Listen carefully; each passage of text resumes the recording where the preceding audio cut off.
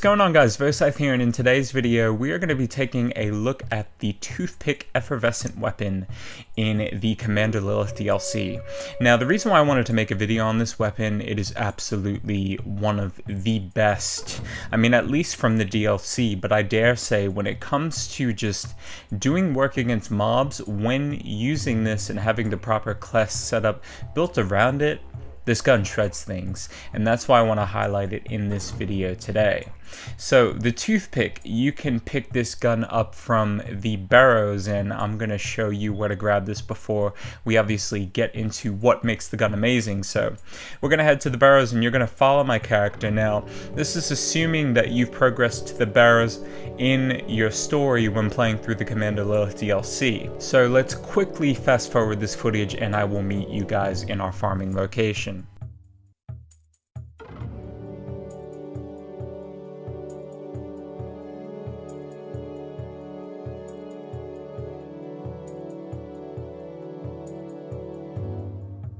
So once you get to this wide open area and you venture far enough in, you'll notice that sandworms will begin to pop out of the ground.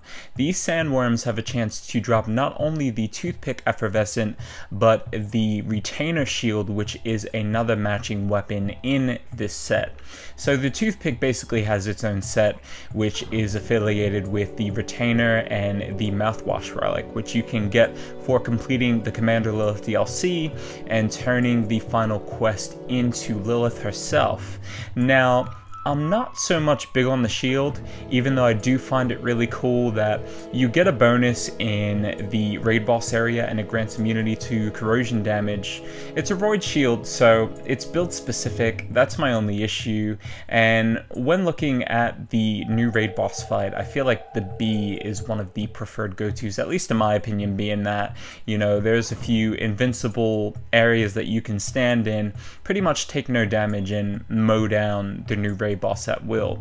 But I gotta say, combining Toothpick with Mouthwash, it makes a absolutely filthy combo. I mean, not only are you getting a maximum, from what I've seen, 47.5% on an OP10 Mouthwash, this relic also increases the Toothpick's damage further on top of that auto rifle percentage boost.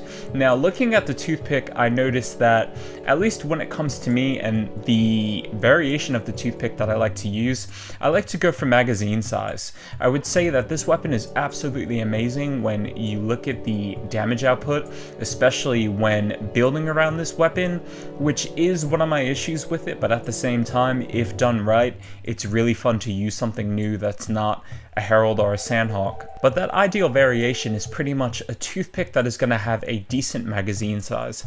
I feel like what you're trading for magazine size, as opposed to something like a slightly faster fire rate, and especially considering the fact that this weapon consumes 6 ammo per shot, which is a major drawback. Having more ammo in your clip really pays off, especially when you're playing Siren and you're constantly phase locking enemies. Not having the reload is really a time saver, and I feel like it increases your overall DPS with this weapon. So the fact that you can get a Toothpick with 54 bullets in the mag, as opposed to some of the lower amounts that I've seen right along the lines of 36, this is definitely the way to go in my opinion.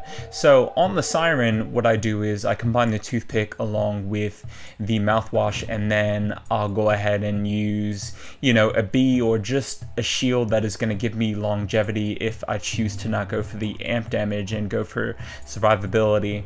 And then I use the Legendary Siren class mod, and I guess you could use Slayer Terramorphous as well, but if you want the quick phase lock, especially since you're not going to be using Bone of Ancients, being that Mouthwash is actually better for the Toothpick in this instance, because you have to remember you're getting the 47.5 percentage boost to the Toothpick, and then whatever the bonus is on the Mouthwash Relic that increases the Toothpick's damage even more.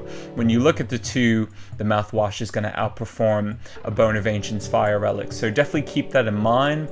And again, that's why I like to run the Legendary Siren class mod to get that phase lock back as quick as possible. So this is definitely a nice little setup For the Toothpick, this is a gun that I'm looking to try on Axton, but this is just something overall that you guys need to try out. If you're looking to step away from the Heralds and the Sandhawks and just the guns that we've seen in rotation for so long, this is refreshing. One thing I'm hoping in Borderlands 3, we really step away from this meta, this repetition of 3-4 good guns. It was a common theme in Borderlands 2, and I want to make a video kind of touching on what the DLC may have been hinting at in the future, at least when it comes to Borderlands 3. So definitely stay posted for that one. If you guys enjoyed the video, definitely feel free to leave a like and drop a comment below letting me know how you run this gun. I'm curious to know how it runs with other characters that aren't Maya, and I'm curious to know if this is something that shines and what you use this in combination with. Being that I have a max level Necromancer and I'm working on my Commander, which I'm really excited to try the peak opener as well on him. That should be really, really cool. Yeah, let me know what you guys think of this, and let me know what you guys think of the DLC weapons overall. Thank you guys so much for watching. I'll catch you in the next one. Later.